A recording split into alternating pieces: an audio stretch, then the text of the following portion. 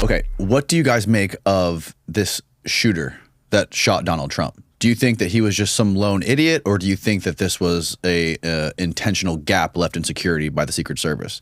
So I'll go first on this, John, because I see this, Occam's razor. I see this as shit happens. So you think like shit happens. Okay.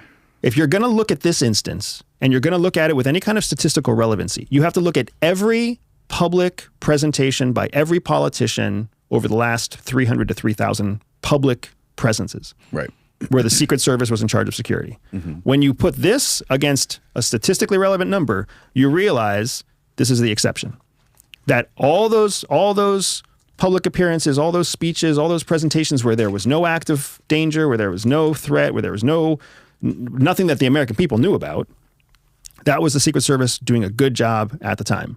Whereas what happened in Butler, Pennsylvania is different. It's different because what people don't want to accept is that there's always gaps. Always.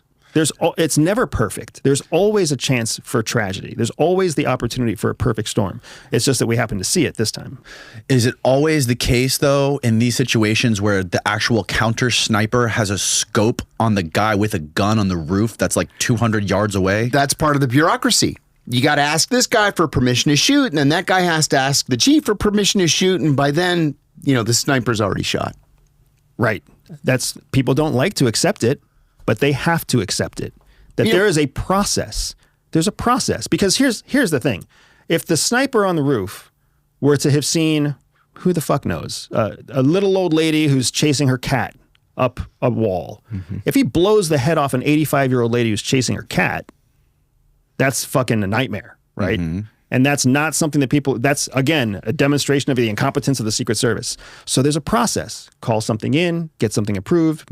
I don't know what the process is for Secret Service, but they don't just get to make autonomous decisions. Right. But I think the guy even said when they were getting questioned by Congress is that the sniper asked like 2 minutes before that he told them that whoever the next person in the chain of command was, that he had the guy on the roof, saw that he had a gun, and they still denied him.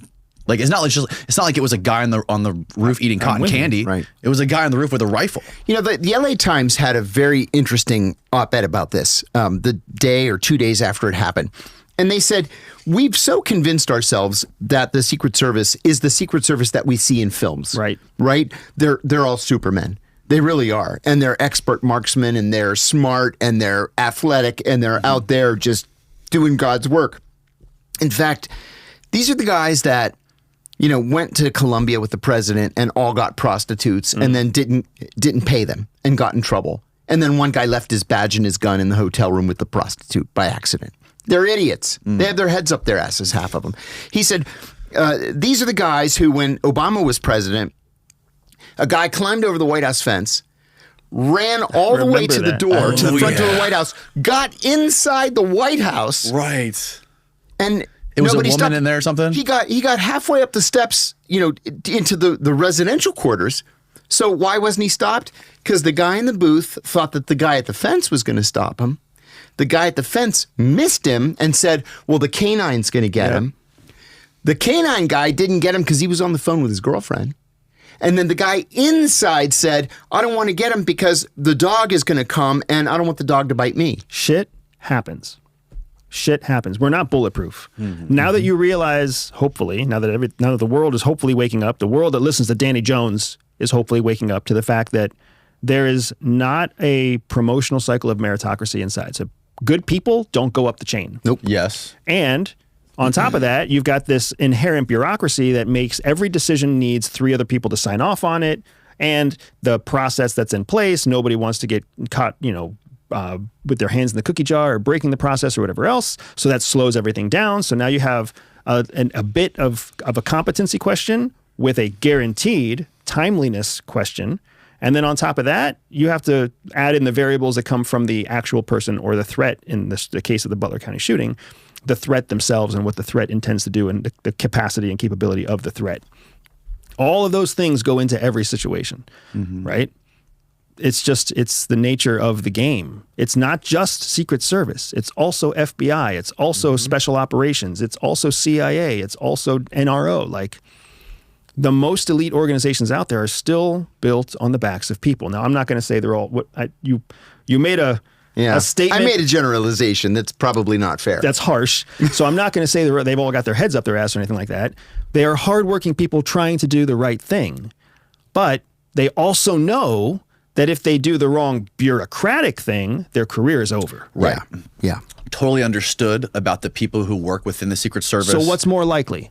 A second secret shooter and a great conspiracy that was devised by the Democratic Party and kept hush-hush and we still haven't discovered? And they farmed it out to a 20-year-old? Right.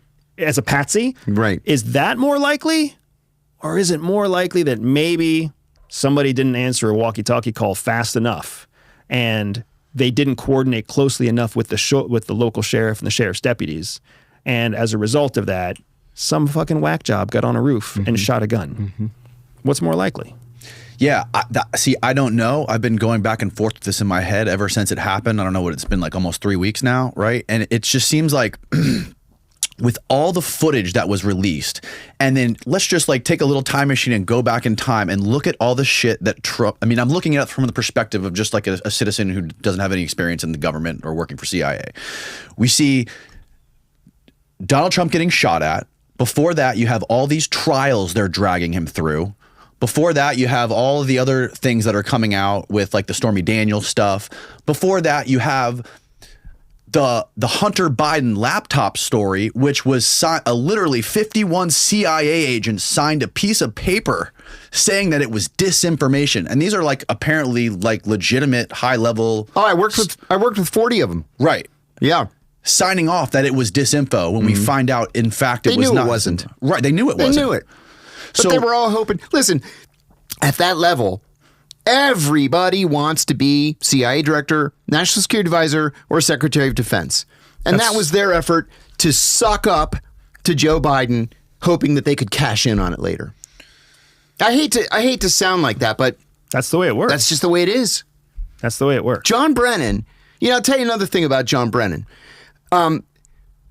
He was in this cohort of people who, very senior people who retired all around the same time. And half of them went to the John McCain campaign, and half of them went to the Hillary Clinton campaign. And he was literally the only one who went to Obama, the only one. And he saved himself. And then after Obama won, he told everybody who would listen that he wanted to be the Secretary of Defense. Because that's just the way it is. You keep moving up higher and higher and higher and higher. And then you get the $6 million book advance, and then you get a center at some university named after you, and you appear on the news networks, and you live happily ever after. That's what they all have as a goal. Why? It's important to understand the why, okay? What John is saying is right, and there's nobody that's going to deny it. There's nobody that's going to tell the truth and deny it. You don't get to be SIS-2 because you're so dedicated to so smart American national security. You work long hours. That's and not you're how so smart. Yeah. You get there because you know that the only other option besides going up the chain is to stay mid-level or senior enough that at retirement, hopefully you get to hold on to 50% of your base pay when you retire. That's right. Because